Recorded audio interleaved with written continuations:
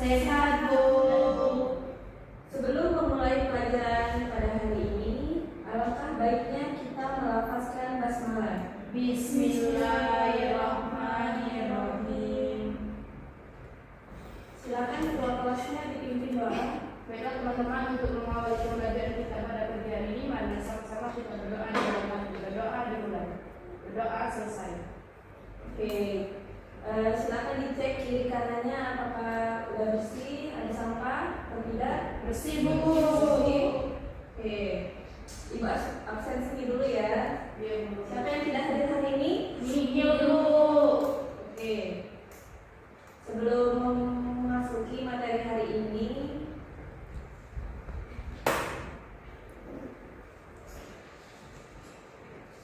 kita hari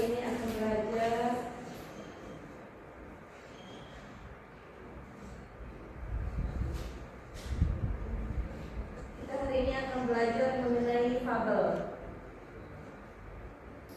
Apa itu fabel? Fabel adalah cerita fiksi yang tokoh utamanya adalah binatang yang berperilaku seperti manusia. Dalam fabel, binatang bisa berbicara, berpikir, dan bertindak layaknya manusia. Nah, di sini ada beberapa ciri-ciri yang terdapat dalam fabel, yaitu tokohnya adalah binatang berperilaku seperti manusia atau bisa berbicara, berpikir, dan merasakan.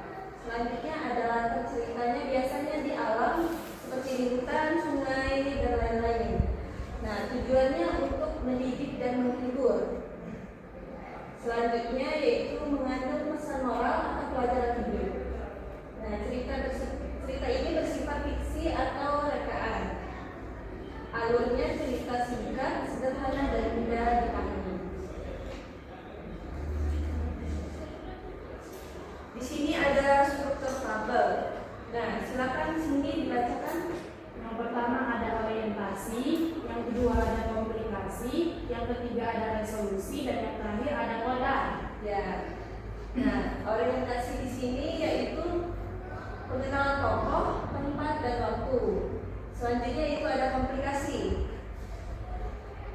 yaitu munculnya masalah atau konflik dalam cerita. Yang ketiga ada resolusi, yakni penyelesaian dari masalah yang terjadi. Dan yang terakhir ada koda, pesan moral atau pelajaran yang bisa diambil. Sampai sini sudah paham? Paham, Bu. Nah, di sini selanjutnya ada unsur dalam fabel. Ada berapa unsurnya?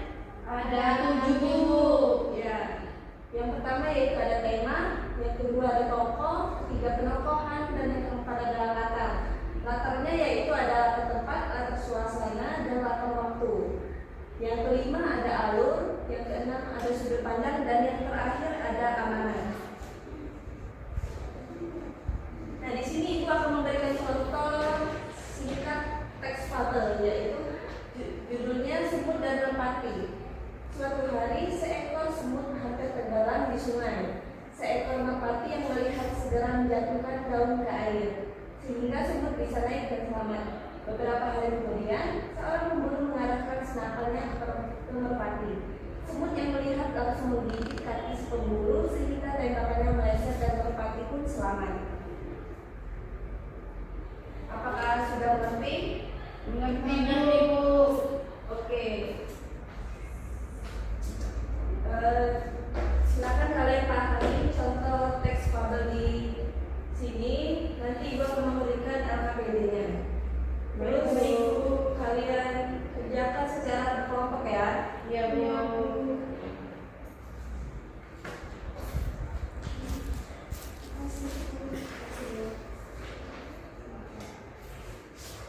Di LKPD-nya kalian akan menentukan struktur teks fabelnya, juga unsur-unsur fabel. Baik, Bu. Ibu beri waktu 10 menit ya. Iya, Bu.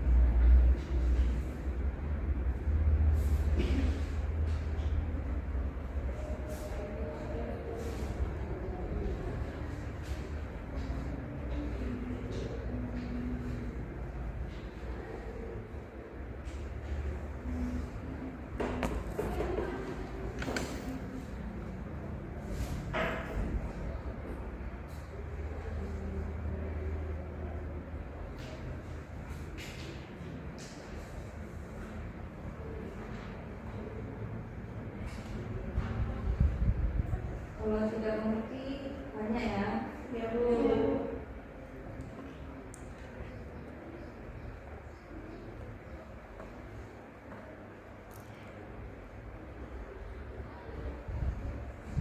Bu, yang bertanya Bu.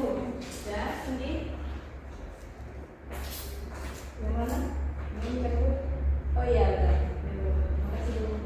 Ya, sudah mengerti? Sudah Bu.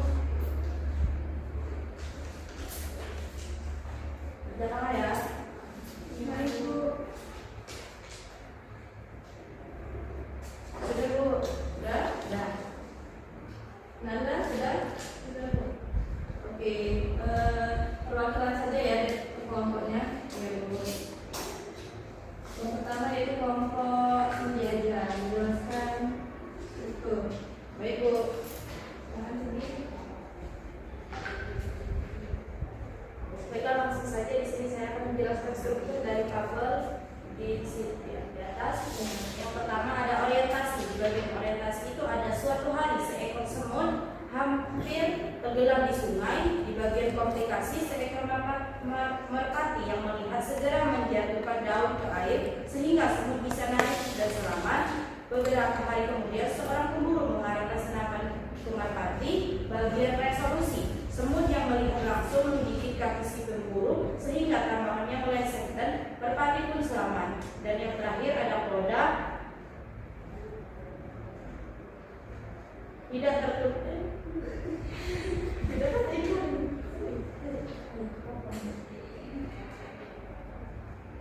Pada itu pesan tidak yang disampaikan. Sehingga dengan aja. Hah? Sehingga dengan aja. Oh, ini. Ulang Mbak, ulang. Selanjutnya ada koda.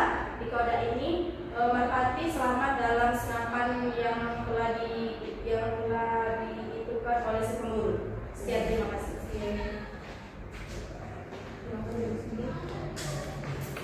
Nah, di sini apakah semua jawabannya sama? Sama Bu. Selanjutnya kelompok 2 dan 3 maju untuk menentukan unsur kabel.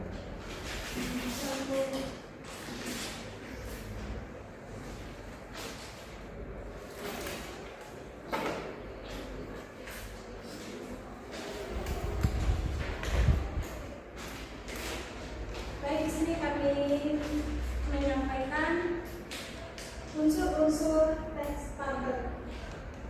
Yang pertama tema, tolong menolong dan pembahasan kebaikan.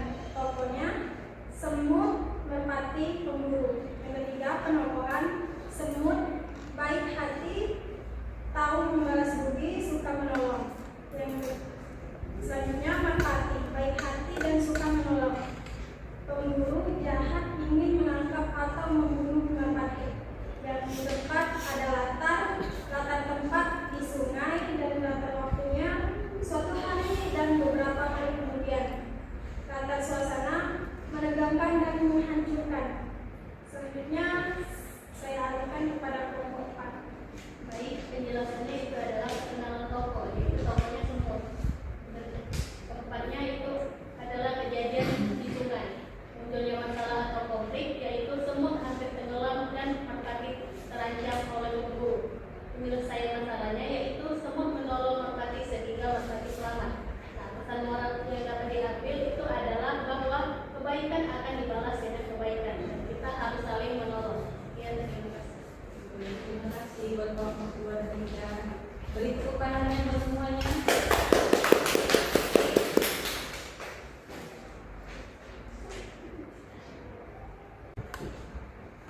Baik anak-anak, apakah semuanya sudah mengerti? Mengerti, Bu. Jadi